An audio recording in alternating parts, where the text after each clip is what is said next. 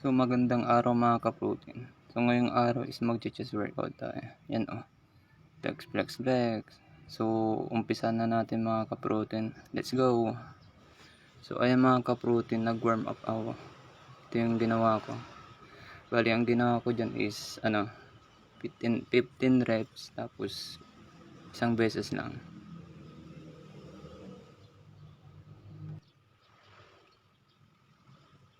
So ito yung unang set natin mga ka-protein, bench press. Bali ang ginawa ko dyan is 12 repetition. Pero dyan is nag 2 set tayo mga ka-protein. Then ayan. So laging gagawin nyo dyan mga ka-protein is chest out lagi pagka nagbe-bench press kayo. Then kontrolin nyo lagi yung bigat. Huwag nyong basta-bastang yung tataas tapos ibababa. Dapat feel na feel nyo yung bigat mga ka-protein. Pero yan medyo bigat Then ayan, nag second set na tayo mga ka-protein. Ito yung second set ko. Ganun pa rin yung ginawa ko mga ka-protein. Bali 2 sets tapos 12 repetition. Siyempre ganun ulit. Focus lang sa goal. Then ayun mga ka-protein, try nyo yung gumawa ng mga ganito, yung mga improvised equipment, lalo na pagka busy kayo sa buhay. So ayun mga ka-protein, ginawa ko yan kasi yun nga, may trabaho tayo, hindi na natin maharap pumunta sa gym. Ito, pagka kunti lang yung oras mo, kahit makapagbuhat ka ng 30 minutes, goods na. Then ito mga ka-protein is nag-add tayo ng weights. Then ayan, ito yung ginagamit ko pag nagle-legs ako mga ka-protein, pag nag-i-squat ako. Ito yung pinaka max na bigat na mga ka-protein. So ayan mga ka-protein, nag 1 set lang tayo dito mga ka-protein. Tapos syempre sa safety na din, nagpatulong tayo sa kapatid ko.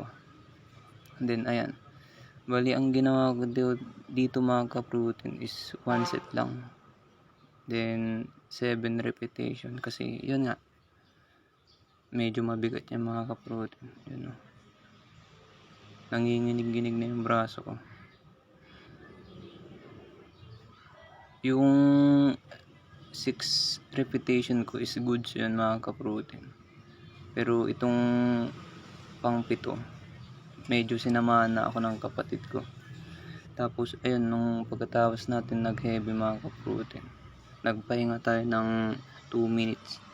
Tapos sinunod natin to. Yung target nito mga ka-protein is sa middle. Yan kita nyo yung ko, tricep ko. Labas na labas So ang ginawa ko din dyan mga ka-protein is 3 set tapos 12 repetition. Nung ginawa ko pala yung mga ka-protein is nag super set din ako dyan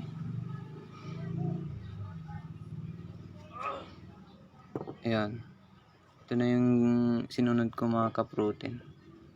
Nag super set tayo ng ganito. Bali ang ginawa ko dito is 8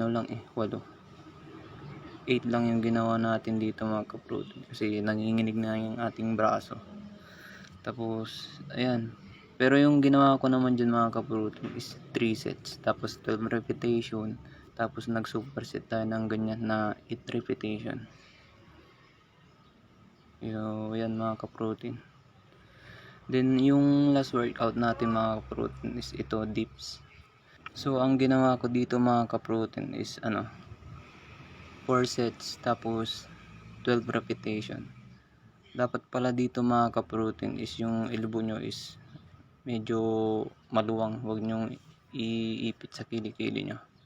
Then laging naka chest out kayo para tumatama dun sa natin, lower chest natin. Yun yung tama pala nito mga ka-protein is lower chest. Then ayan, ito na yung huli nating workout, pagbabalik ng mga equipments. So laging tandaan mga ka-protein, sa'yo man yung equipment o hindi, palagi mong ibalik para maayos, di ba? So ayun mga ka-protein, pagkatapos kong mag-workout, ito, flex na flex tayo, G na G. So ayan, napump na naman tayo ngayong araw mga ka-protein. Yun o, sabog na sabog.